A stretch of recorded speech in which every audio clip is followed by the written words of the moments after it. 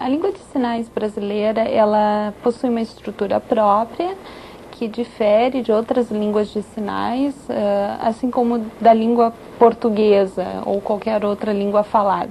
Apesar disso, existem princípios gerais que são comuns a todas as línguas, inclusive as línguas de sinais, incluindo a língua brasileira de sinais.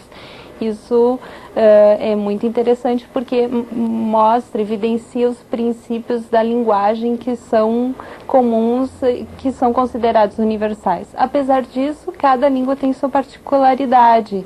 A língua de sinais brasileira, ela tem uma estrutura completamente visual, ela é organizada nesse espaço e todas as relações gramaticais são estabelecidas dentro desse espaço, visualmente. Então, por exemplo, eu estabeleço um ponto para um referente aqui, vamos supor um cachorro e o gato nesse ponto, e eu faço a relação gramatical desse ponto para esse ponto. Então, por exemplo, o cachorro pegou o gato. Então, aqui nós temos uma sentença da língua de sinais brasileira organizada dessa forma, usando os pontos no espaço para estabelecer as relações gramaticais. E vocês podem ver que existe a estrutura e a ordem. O cachorro como sujeito da sentença e o gato como objeto. E o verbo faz essa relação no espaço usando a direção e o movimento.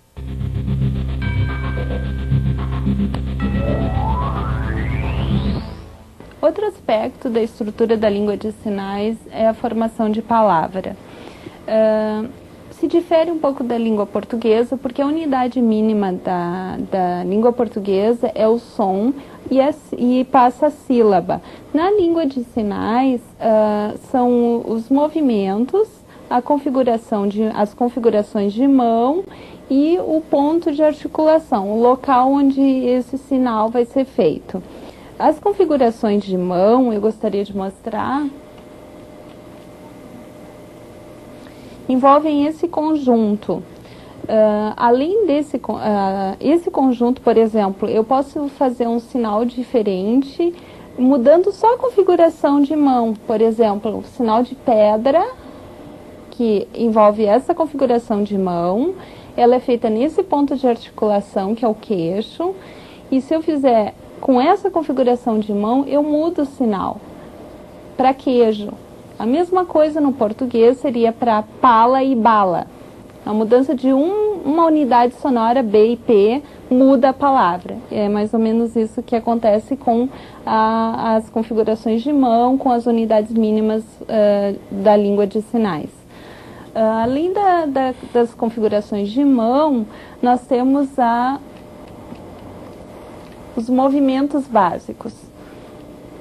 Os movimentos básicos, eles envolvem movimentos para frente em todas as direções e com eles eu estabeleço relações gramaticais. Existem movimentos internos que seriam movimentos da palavra internos, por exemplo, o dar. Eu posso fazer assim, que significa eu dou para você o livro e você me dá o livro, por exemplo. Então, mudando a direção do movimento, esse movimento, eu determino a relação gramatical. E dentro do próprio sinal existem movimentos. Por exemplo, o sinal de pedra, voltando ao mesmo exemplo citado anteriormente, o movimento é esse. Ele bate intermitentemente no queixo e é o mesmo movimento do sinal de queijo. Tem vários movimentos. Por exemplo, o movimento circular é um movimento super comum na língua de sinais. Ele dá a ideia de continuidade. Por exemplo, eu gasto muito. Então, eu gasto muito, eu faço esse movimento circular que dá a ideia de intensidade. E isso é super importante, porque a ideia que as pessoas têm de que na língua de sinais não existe prefixo ou sufixo. Realmente não é da mesma forma que acontece nas línguas faladas. da mesma forma que acontece no português, mas existem mecanismos na própria língua que estão relacionados com a questão visual e espacial que determinam a formação de palavras na língua de sinais. Então, esse seria um movimento contínuo circular. Outro aspecto da formação de palavras seria a repetição. Por exemplo, para formar o plural, da ideia de plural, quando eu faço o sinal de casa, é um movimento só. Se eu faço muitas casas, então eu dou a ideia de várias casas. Eu uso a repetição para marcar o plural. Outra forma seria, ainda com a repetição, por exemplo, eu gasto muito. Eu faço também, usando a repetição, um movimento várias vezes para dar ideia de plural, de intensidade.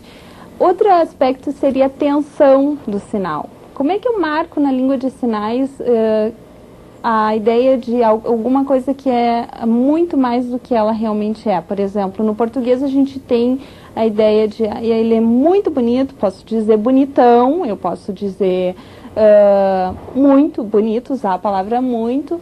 E na língua de sinais eu uso a tensão, eu faço assim, bonito.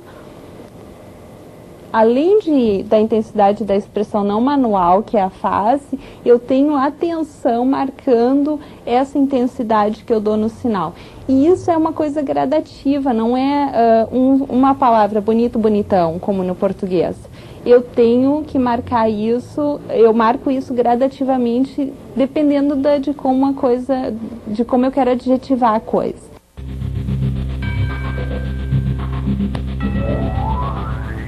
Os verbos sem concordância, eles normalmente são ancorados no corpo. Como a própria palavra diz, eles são feitos no corpo. Então, por exemplo, o verbo conhecer, o verbo gostar, pensar, sonhar, ele é próximo ao corpo, ele não está exatamente ancorado, encostado, mas ele é muito próximo. Esses verbos, eles não apresentam concordância, aí eu tenho que usar outras estratégias gramaticais para estabelecer as relações gramaticais. Por exemplo, eu vou ter que usar a ordem da estrutura. Sujeito, verbo, objeto, por exemplo. Eu vou dizer assim, ó, eu conheço o João. Então, eu uso a ordem, eu favoreço o uso da ordem da estrutura para estabelecer as relações. No caso dos verbos com concordância, a ordem não é a coisa mais importante. Eu posso usar a ordem, mas ela não é a mais importante, porque como eu tenho os pontos estabelecidos no espaço, como eu já havia mencionado anteriormente, aqui para cachorro, né, o cachorro e o gato, eu estabeleço esses pontos no espaço antes e aí faço a concordância verbal de acordo com esses pontos. Então, se eu quero dizer que o cachorro pegou o gato, eu faço isso aqui.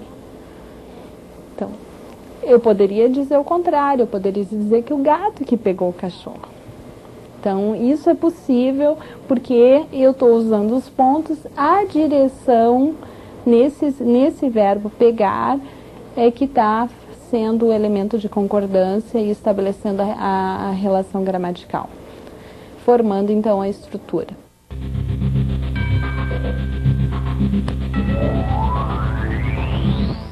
As expressões não manuais, elas são expressões normalmente faciais. Algum movimento do corpo também pode ser incluído. As expressões faciais, elas podem ter ou não função linguística, gramatical. Eu vou apresentar somente as funções gramaticais das expressões faciais investigadas na língua de sinais brasileira. A gente tem expressão facial que acompanha a concordância verbal. Por exemplo, se eu tenho o verbo dar, quando eu movimento o verbo em direção ao objeto da sentença, por exemplo, Maria deu a João o livro, eu olho para o objeto João. Então, eu vou repetir. O olhar é fundamental nessa concordância do verbo dar. assim como com qualquer outro verbo com concordância da língua de sinais. Além do olhar, eu posso mover o ombro em direção ao objeto. Então, também é uma expressão não manual do verbo, no verbo. Além da expressão de concordância, eu tenho expressão facial para negação, que é o movimento da cabeça, ou simplesmente esse movimento do lábio. Eu começo a sentença onde ela tem o escopo da negação, aí eu faço uma expressão facial de negação. Eu vou mostrar.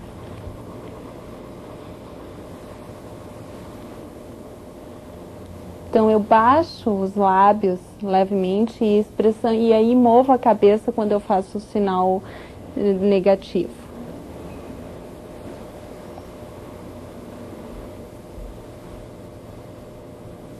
Outra expressão facial seria de confirmação.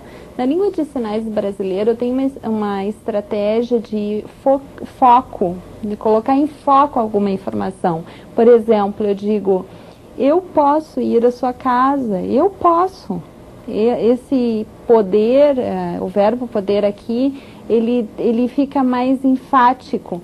E aí eu uso o movimento da cabeça. Olhem só.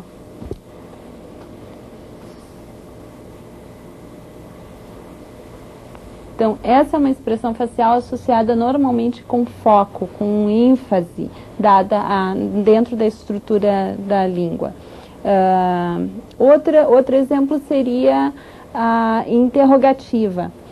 Por exemplo, eu tenho duas possibilidades com a interrogativa. Para perguntas que eu vou esperar uma resposta sim ou não, do tipo assim: tu queres água? Eu faço a expressão manual: olhem para mim.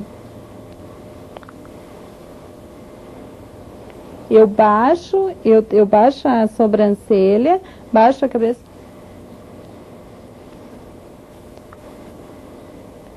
E marco durante toda a realização dos sinais, eu mantenho essa expressão facial associada com a estrutura. Outra expressão interrogativa é quando eu faço pergunta o que, como, por quê. Então, o que tu queres?